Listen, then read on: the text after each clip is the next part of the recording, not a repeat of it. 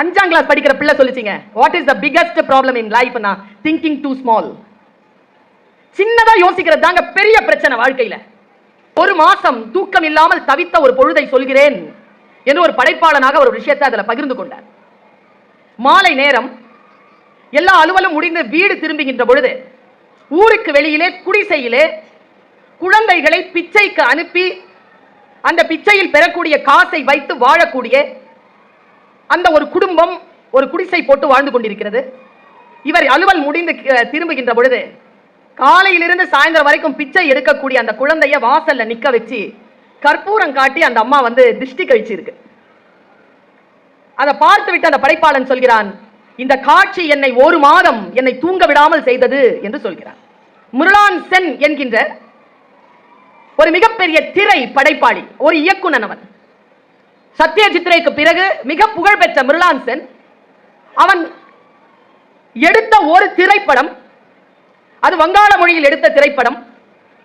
அந்த திரைப்படம் தமிழ்நாட்டில் இருக்கக்கூடிய கல்லூரி மாணவியாக நான் படித்துக் கொண்டிருந்த காலகட்டத்தில் என்னுடைய வீட்டு தொலைக்காட்சியில் சனிக்கிழமை அன்றைக்கு போட்டார்கள்.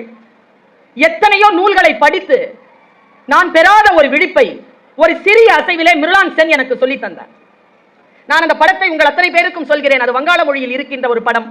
பார்க்கக்கூடிய வாய்ப்பு நம்மில் பல பேருக்கு கிடைக்காது என்பதனால் ஒரு 2-3 நிமிடத்தில் சொல்லுகிறேன்.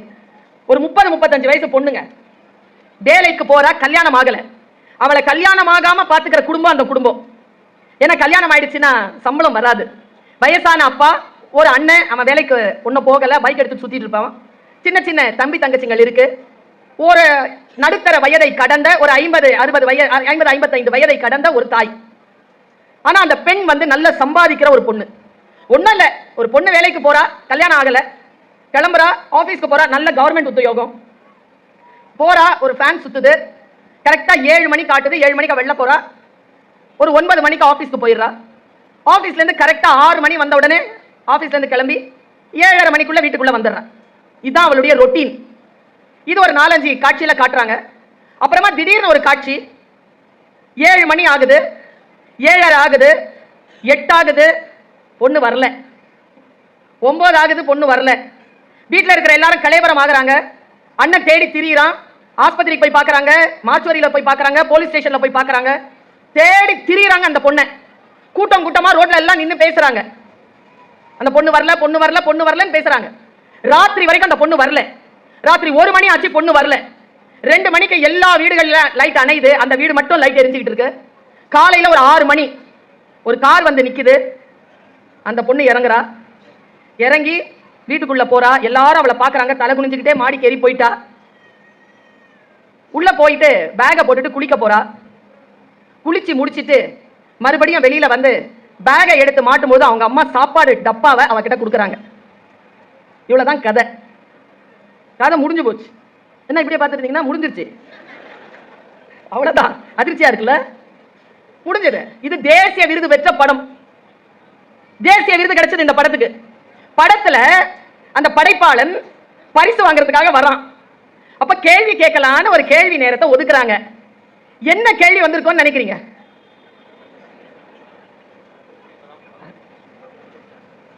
எழுபது வருஷத்துக்கு முன்னால இருந்து இன்னி வரைக்கும் ஒரே கேள்வி. என்ன? இந்த பொண்ணு நீங்க போறீங்களா? உங்களை கேட்கிறோமா? எங்க போனா? அவர் என்ன தெரியுமா பதில் சொன்னாரு? ஒரு பையன் இருந்துச்சு, கேட்டாங்க, சார் எல்லா படம்லாம் நல்லா இருந்துச்சு சார், சூப்பர் சார். அவன் 6 மணில இருந்து அடுத்த நாள் காலை 6 மணி வரைக்கும் எங்க தான் சார் போனான்? மிர்லான் சென் சொன்ன பதில் என்ன தெரியுமா? எனக்கு தெரியாது.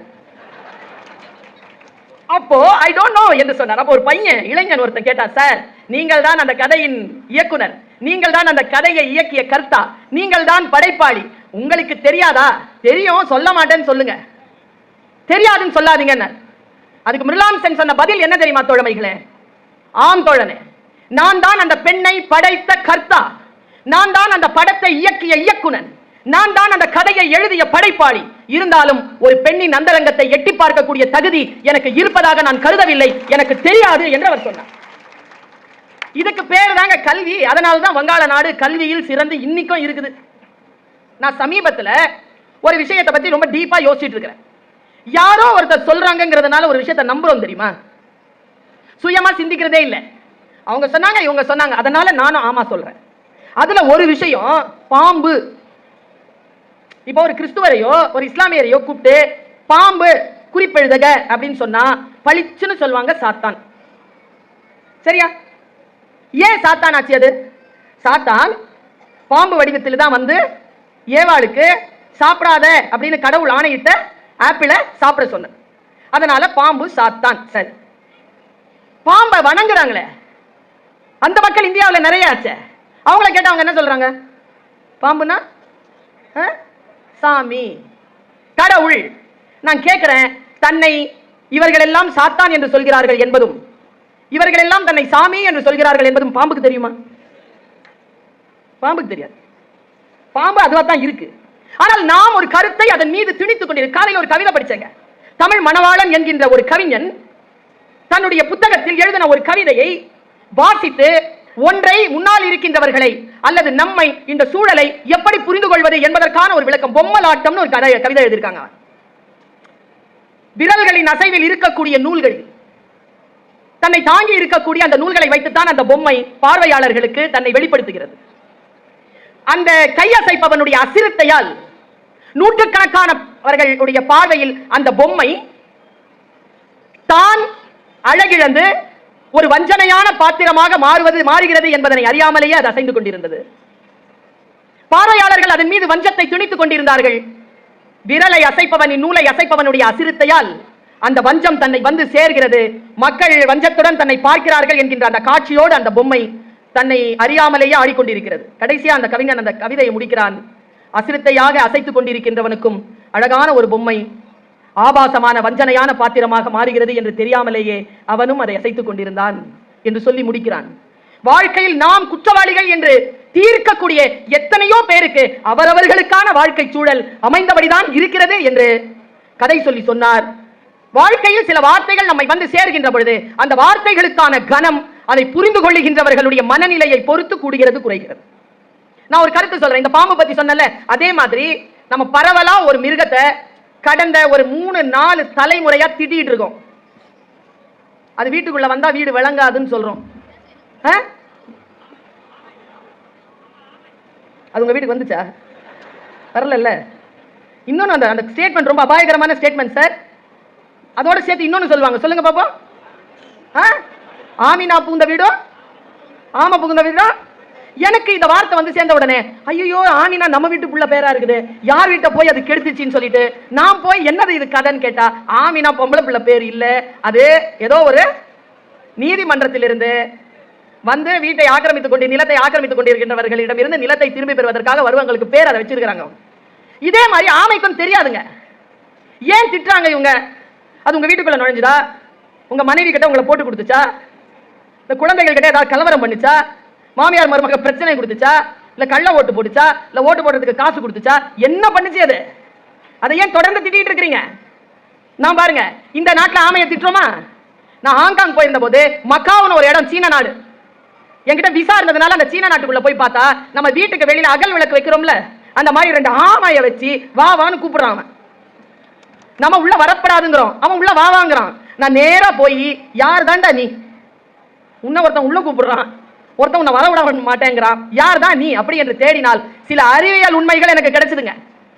ஏன் தெரியுமா? புத்தக கண்காட்சி எனக்கு தெரிஞ்சுங்க. நீங்க இன்றைக்கு குறித்து வைத்துக் கொள்ளுங்கள், இந்த இந்திய நாட்டிலேயே தமிழ்நாடு முதல் மாநிலமாக திகழ்வதற்கு மிக முக்கியமான காரணம் பொதுமக்களை அவர்கள் அறிவுடையவர்களாக மாற்றுவதற்கான முயற்சியில் ஈடுபட்டிருப்பதுதான். பொதுமக்களுக்கு ஒரு பொது புத்தி இருக்கிறது. அந்த பொது புத்தியில் இருந்து விலகி அவர்களுக்கான சிறப்பு புத்தியை அவர்கள் பெற வேண்டும் என்பதற்காகத்தான் இத்தகைய ஏற்பாடுகள். பாருங்க, அந்த ஆமையை பற்றி ஒரு 3 விஷயத்தை நான் சொல்றேன். இந்த உலகத்திலேயே மிகப்பெரிய பாரத்தை சுமந்து இந்த தேசத்தில் இந்த உலகத்தில் வாழக்கூடிய அந்த பிராணி தான் நம் அத்தனை உயிர்களை காட்டிலும் அதிக வாழ்நாட்கள் வாழக்கூடிய பிராணி. இதுவரைக்கும் தெரியாது. 600 வருஷங்க மினிமம். நமக்கு ஒரு 80, நம்மள மாதிரி அது 5 மடங்கு வாழுதுங்க. 5 மடங்குங்க. முப்பாட்டன் பெயர் நமக்கு தெரியாது, முப்பாட்டனுடைய அப்பன் பெயர் நமக்கு தெரியாது. ஆனால் ஆமை நம் முப்பாட்டனையும் அவன் அப்பனையும் பார்த்து இருக்கிறது. 600 வருஷம் வாழ்ந்திருக்கக்கூடிய ஒரு வாய்ப்பை ஆமை பெறுகிறது. ஒரு விஷயத்தை பற்றி தெரிஞ்சுக்கிறதே இல்லை, சட்டுன்னு அடிச்சு விடுறது. அப்படியே அது பேச சொல்றோம். அப்படி சில பேர் கங்க்ராச்சுலேஷன் சார் அப்படின்னா என்ன? என் காலையில் என் ஸ்டூடெண்ட்ஸ் குட் மார்னிங் அப்படின்னா என்ன? அப்படின்னா என்ன? ஒரு என் அண்ணன் சொன்னான், அஸ்ஸலாமு அலைக்கும் என்று சொல்கிறாய், யாருக்கு சொல்கிறாய் என்று கேட்டான். அது வரைக்கும் நான் முன்னால் இருக்கிறவங்க சொல்றதா தான் நினைச்சிட்டு இருந்தேன். பாருங்க, சிந்தனை மாறுது பாருங்க. அஸ்ஸலாமு அலைக்கும் என்பது எனக்கு முன்னால் இருக்கின்றவர்களிடத்தில் நான் சொல்லுகின்ற வார்த்தை அல்ல, நான் வணங்குகின்ற இறைவனிடத்தில் பேசுகின்ற வார்த்தை. இறைவா, நான் சந்திக்கக்கூடிய இந்த மனிதரின் மீது சாந்தத்தையும் சமாதானத்தையும் ஏற்படுத்துவாயாக என்று அவனிடத்தில் நான் பேசுகிறேனே தவிர உங்களிடத்தில் நான் பேச இல்லை. இந்த புரிதல் வருகின்ற பொழுது எனக்கான பொறுப்பு கூடுகிறது. ஆமா இருக்குல்ல. அது இன்னொரு விஷயத்தை சொன்னீங்கன்னா உங்க தரையில இருந்து நல்லா நழுவிடும். இப்போ கடல் வாழ் பிராணிகளில் அதிக கிலோமீட்டர் பயணம் செய்யக்கூடிய பிராணி ஜீவராசி ஆமை. ஸ்லோ தானே அது. நம்ம ஊர்ல ஒரு அநியாயம், அட்டூழியம், அக்கப்போர் பண்ணியிருக்காங்க. போங்காட்டம் ஆமையையும் என்ன அநியாயம், என்ன அநியாயம். அதுல வேற ஆமை ஜெயிச்சிருன்னு வச்சு திட்டாங்க. அதை நீ சோம்பலா இருந்ததுனால இது ஜெயிச்சிருச்சு, நீ சோம்பலா இருந்ததுனால இது ஜெயிச்சிருச்சு. பாவங்க. அதை நான் நினைச்சுக்கிட்டே வந்தேன். இன்னைக்கு ஆமைக்கு நாம ஒரு கேம்பெயின் பண்ணிட்டு இனிமேல் நாம எல்லாருமே அதை திட்டாதபடிக்கு நான் செஞ்சுட்டு போகணும்னு. பாருங்களேன், உலகத்திலேயே இருக்கக்கூடிய கடல் வாழ் மிருகங்களில் அதிக கிலோமீட்டர் பயணம் செய்த, அது 600 வருஷம் இல்ல, நீங்க 10 வருஷம் எடுத்துக்கிட்டீங்கனாலும் 10 வருஷம் வாழற கடல் பிராணிகள் அதான் வேகமா நிறைய பயணம் பண்ணுதான். எப்படிடா? நான் ஸ்டூடெண்ட்ஸ் இருக்கீங்களா? குட். ஸ்டூடெண்ட்ஸ், யூத், இளைஞர்கள், பெண்கள் கவனம். பாருங்க, ஆமை போல் இருங்கள். ஆமா என்ன செய்து தெரியுமா? இங்கிருந்து ஒரு திசை நோக்கி அது பயணம் பண்ணணும் முடிவு பண்ணி, இப்ப சிட்னில இருக்கு, கன்னியாகுமரிக்கு வரணும் முடிவு பண்ணிருச்சுன்னா திசையை முடிவு பண்ணும். நல்லா தெரிஞ்சுக்கோங்க, தமிழர்கள் கடலாடிகள்.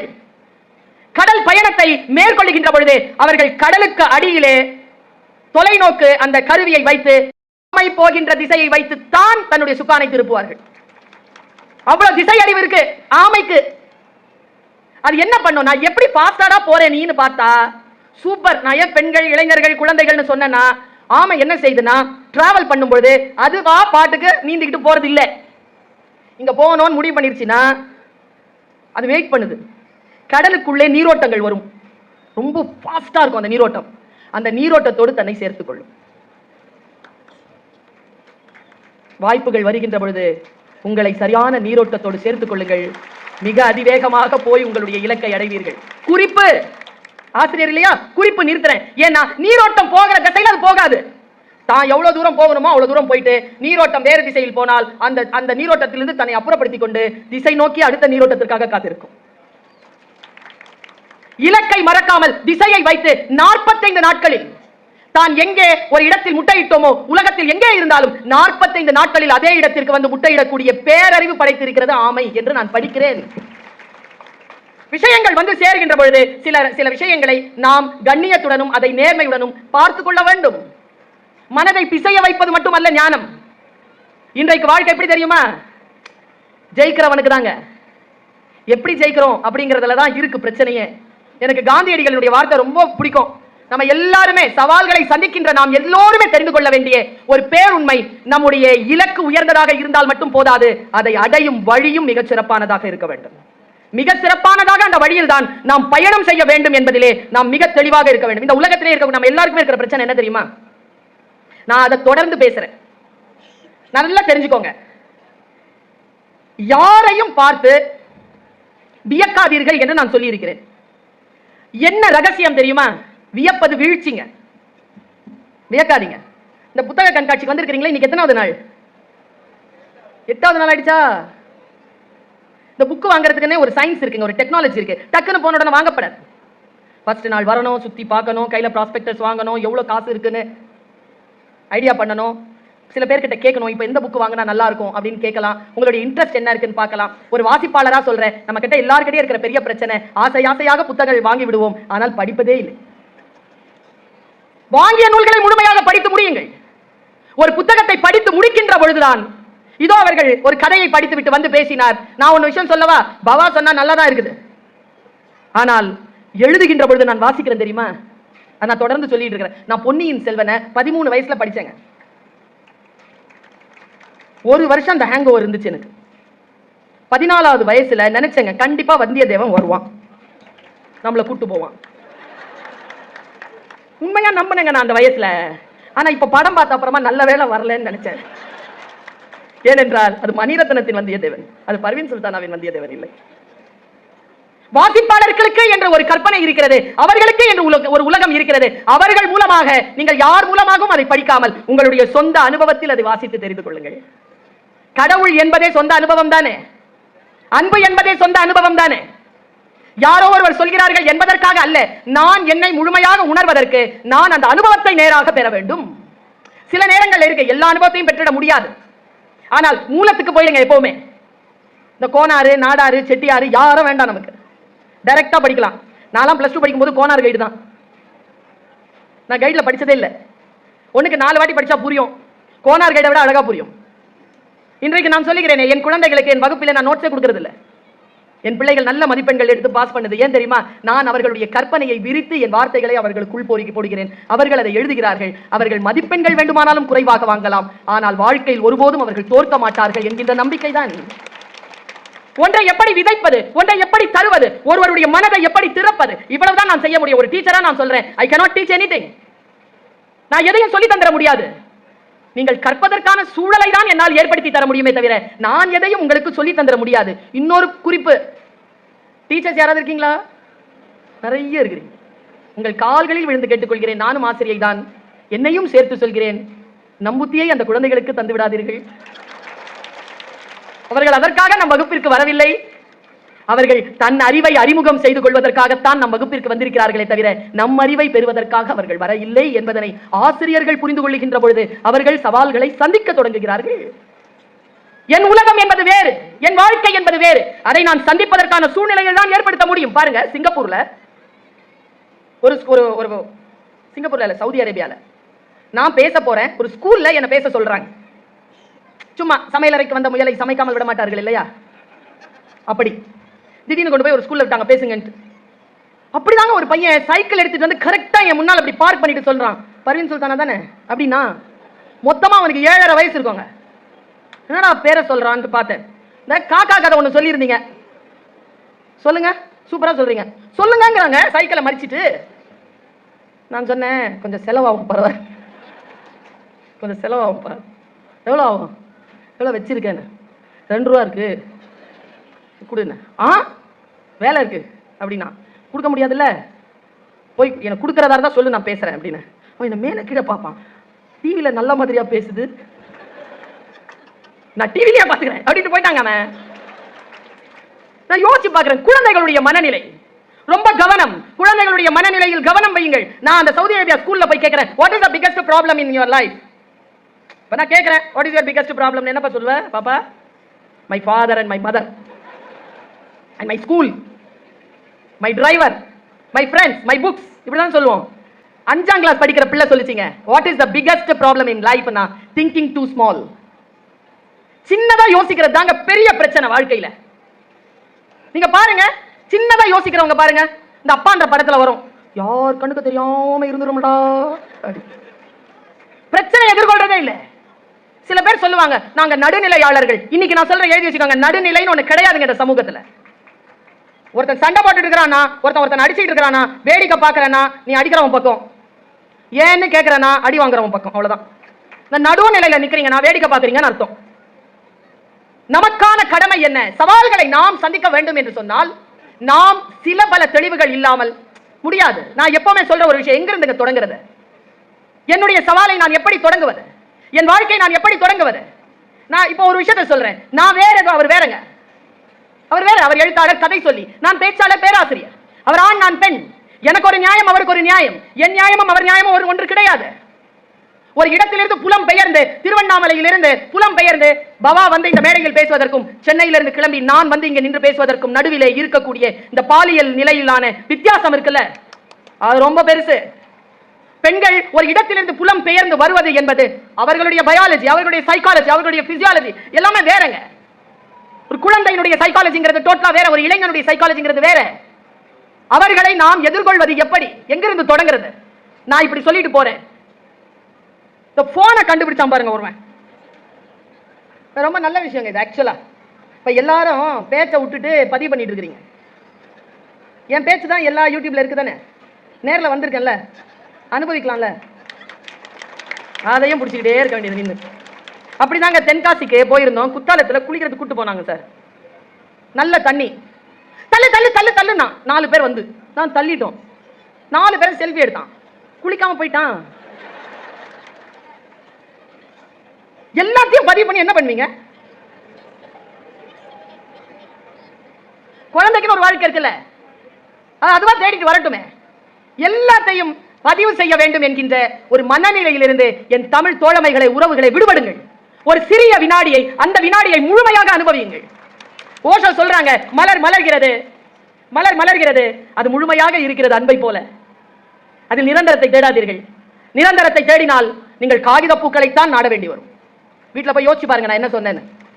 இந்த லைவா நான் பேசிட்டு இருக்கிறேன், அது ரொம்ப முக்கியம். யோசித்து பார்த்தால் நாம் வினாடிகளை ஏதோ ஒரு விஷயத்துக்காக அடுத்து அடுத்து அடுத்து என்று சேமித்துக் கொண்டிருக்கிறோம். இன்றைக்கு நம்முடைய வாழ்க்கை முழுமையாக நாம் அனுபவிக்க வேண்டும். எங்கிருந்து தொடங்குறது?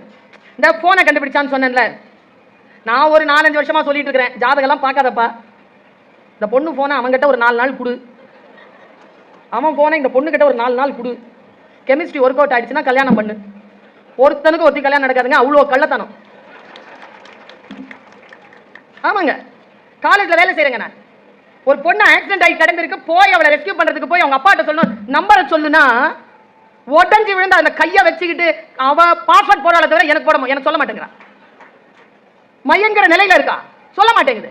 சரி பாஸ்வேர்ட் போட்டா எட்டி பார்த்து தெரிஞ்சுக்கலான்னு பார்த்தா இந்த சூன்யம் வைக்கிறவங்க ஒரு ஸ்டார் மாதிரி போட்டு உள்ள ஒரு மாதிரி எழுதி வச்சிருப்பாங்க தெரியுமா, ஒரு தகடு, அந்த மாதிரி போடுறாங்க. ஸ்டார் போட்டு டி போட்டு டபிள்யூ போட்டு அந்த ஜெட் போட்டு எங்கேயோ ஒரு குத்து அப்பதான் திறந்துச்சு. கண்டுபிடிச்சான்ல ஒருத்தன், அவன் பேர் என்னங்க, ஆரம்பத்தில் இந்த போன் கண்டுபிடிச்சானே கிரஹாம் பெல்ங்க. கிரஹாம் பெல்லை பத்தி ஒரு வார்த்தை நான் படிச்சேங்க, சூப்பருங்க. அது நான் இதோ கடத்திட்டு போயிடுறேன். அதை அவங்கிட்ட கேட்டாங்க, யூத் கவனம், இந்த போனை நான் தான் கண்டுபிடிச்சேன்ட்டு அவன் போய் தனக்கான உரிமையை அவன் பதிவு செய்யறான். அப்போ அங்க இருக்கிறவங்க சொல்றாங்க, நீங்க கண்டுபிடிச்சு இல்லைன்னா வேற யாரும் கண்டுபிடிச்சிருக்க முடியாதுல்ல. அது கிரஹாம் பெல் சொன்ன ஸ்டேட்மெண்ட் என்ன தெரியுமா? நம்ம எல்லாருக்கும் புத்தி வரணுங்கிறதுனால சொல்றேன். அவன் சொல்றான், யார் சொன்னது? நான் இதை பதிவு பண்றதுல 1 வாரம் டிலே பண்ணியிருந்தா ஜெர்மன்ல இருந்து இன்னொருத்தன் இதை பதிவு பண்ணியிருப்பான். ஏனென்றால் நான் எதை செய்கிறேனோ எனக்கு முன்னால் மற்றவர்களும் அதை செய்து கொண்டுதான் இருக்கிறார்கள். யார் முந்திக் கொள்கிறோமோ அவர்களுக்கு வரலாற்றில் இடம் உண்டு. முந்திக் கொள்ளுங்கள். நான் முந்திக் கொண்டேன். அந்த கதையை நான் அவர் சொல்வதற்கு முன்னால் படித்து விட்டேன். கர்வமாக சொன்னேன், உன் எழுத்துலயும் கேட்டேன், உன் வாய் சொல்லியும் கேட்டேன், போயா சொல்ல முடியல. முந்திக் கொள்ளுங்கள். வாழ்க்கையில் உங்களுக்கான ரொம்ப சின்ன வாழ்க்கைங்க. ரொம்ப நீங்க வீட்டுக்கு போய் கணக்கு போட்டீங்கன்னா பயந்து போயிருவீங்க. 365 இன்டூ 75 போட்டுக்கலாமா? போடுங்க, எவ்வளவு வருது? 25,700 சொச்ச நாள் வருது. 25,000 நாள் வாழ்ந்தாலே 75 வயசு ஆயிடும். இப்போ இருக்கிறதுல 40, 35, 55, 60, 65, 70 நிறைய பேருக்கு போனஸ்ல ஓடி கழிச்சு பார்த்தா மீதி இருக்கிறது ரொம்ப குறைவான நாட்கள். அந்த குறைவான நாட்களில் நோய்வாய்ப்படுவது, சண்டை போடுறது, டிராபிக்ல மாட்டிக்கிறது, பிரச்சனைகள் இருக்கிறது. குவாலிட்டியா வாழற நாட்கள் பார்த்தா ரொம்ப குறைவுங்க. Plan your day. வாழ்க்கை திட்டமிடுங்கள். கிரஹாம் பெல் எப்படி திட்டமிட்டான் பாருங்க. எப்படிங்க ஒரு மனுஷன் அவ்வளவு பெருசா வர முடியும்? இப்போ இங்க நின்று பவா கதை சொல்றாரு, பர்வீன் சுல்தான் நான் பேசுறேன்ல. எப்பத்துல இருந்து பவாவை தெரியும் உங்களுக்கு? இந்த மீடியா வந்ததுல இருந்து. ஆனா பவா எப்பத்துல இருந்து கதை சொல்றாரு? பர்வீன் எந்த வயசுல இருந்து பேசுறேன்? உங்கள் வரைக்கும் வந்து சேர்வதற்கு ஒரு 5-10 வருஷம் இருக்கும். ஆனால் 40 ஆண்டு காலமான உழைப்பு தான் இன்றைக்கு பவாக்கு கிடைத்திருக்கக்கூடிய இந்த உலக புகழ். நான் 30 ஆண்டு காலமாக களவாடுகிறேன், அதனால் தான் இந்த புகழ் எனக்கு கிடைத்திருக்கிறது. இப்போ முளைச்ச காலங்கள் இல்லை. உடனடியாக பிரபலமாகலாம், புகழ் பெற முடியாது என்பதனை மக்களே தெரிந்து கொள்ளுங்கள். புகழ் என்பது வேறு, பிரபலம் என்பது வேறு. புகழ் அடைவதற்கான விஷயங்கள் மிக சிறிய வயதில் தொடங்குங்கள். யாரையும் போல நடிப்பதல்ல, யாரையும் போல இருப்பதல்ல. இறைவன் பூமியில் குப்பைகளை எறிவதே இல்லை. ஒவ்வொருவருக்கும் திறமையோடு தான் இந்த உலகத்தில் நாம் படைக்கப்பட்டிருக்கிறோம். நம் திறமையை நாம் உணர வேண்டும் என்பதுதான். என்னை போல் எதற்கு நீங்கள் பேச வேண்டும்? நான் இருக்கேன்ல. அவரை மாதிரி ஏன் நடிக்கணும்? இவரை மாதிரி ஏன் விளையாடணும்? இவரை மாதிரி ஏன் கதை சொல்லணும்? உங்களை மாதிரி நீங்க இருங்க. உங்க எல்லாருக்குமே ஒரு அறிவுரை சொல்லிட்டு போறேன். குழந்தைகளை இனிமேல் விளையாடவரா நடிக்காதரான்னு மட்டும் சொல்லாதீங்க. 2 டிபார்ட்மெண்ட் தான் நிறைய சம்பாதிக்குது. என்ன நாளைக்கு ஷூட்டிங், நல்லா நடிக்க சொல்லுங்க. ஏமாற்றுவதற்காக அல்ல, புகழ் பெறுவதற்காக அந்த துறையை தேர்ந்தெடுக்க சொல்லுங்கள். கிரஹாம் பெல் பாருங்க எங்கிருந்து தொடங்கினான் தன் வாழ்க்கை. அவங்க அம்மா ஒரு விவசாயி. இது அவர்களுடைய வாழ்க்கை வரலாற்றில் நான் படித்தது. அந்த விவசாய குடும்பத்தில் பிறந்த கிரஹாம் பெல் 7 வயதில் அவன் செஞ்சது பாருங்க, என்ன வேலை செஞ்சிருக்கான். உங்கள் வீடுகளிலும் குழந்தைகள் இருக்கலாம். என் வீட்டில் நான் இருந்தேன். இந்த வாயில்ல காரணம் நான் பேசுவதற்கு என் தகப்பனின் தாயின் காதுகள் அவை கேட்டன, நான் பேசியதை கேட்டன. நான் இன்றைக்கு பேச்சாளராக இருக்கிறேன். எங்கிருந்து தொடங்குறது நம்மில் பல பேருக்கு தெரியல. என் வீட்டு வேலைக்காரமா சொல்லுது, என் பொண்ணு ஓவரா வாயாடுறா, உங்களை மாதிரி பேச்சாளரா ஆக்கிடலாம்னு நினைக்கிறேன். வாயாடுறது வேற, வாதாடுறது வேறயா? வாயாடுறவங்க எல்லாருமே பேச்சாளர் ஆயிடலாமா? முடியாது, முடியாது. அடிப்படையில் என்ன தகுதி? அதற்கு ஒரு பாதை இருக்கு பாருங்க. கிராம்பல் என்ன பண்ணிருக்கான், அவங்க அம்மா அறுவடை பண்ணிட்டு எல்லாத்தையும் வீட்டுல வச்சுட்டு பிரேயர்க்காகன்னு சொல்லிட்டு ஒரு 10 கதிர்களை வீட்டுக்கு கொண்டு வச்சிருக்காங்க, கோதுமை கதிர்கள். அத ஒரே ஒரு மணி எடுத்துட்டான், நேரா பேடி ஃபீல்டுக்கு போயிருக்கான். அந்த பேடி ஃபீல்ட்ல அதை புதைச்சிட்டான், தண்ணி ஊத்திட்டான். தண்ணி ஊத்திட்டு அடுத்த நாள் வந்து காதை அங்க வச்சானாங்க. அவன் காதை அங்க வச்சு படுத்துக்கிட்டே இருப்பானா, கேட்டுக்கிட்டே இருப்பானா. அங்கதான் வேலை, குளிக்கிறது சாப்பிடுறது, அங்க வந்து படுத்துக்கிறது கேட்கறது. 3 மாதம் ஆச்சான். 3 மாதத்துக்கு அப்புறம் நல்லா வளர்ந்துச்சு. அது கரெக்டா பாதுகாத்திருக்கான். தன் டைரியில் எழுதி வைத்தான், கோதுமை செடிகள் வளர்கின்ற பொழுது எந்த சத்தத்தையும் எழுப்புவதில்லை.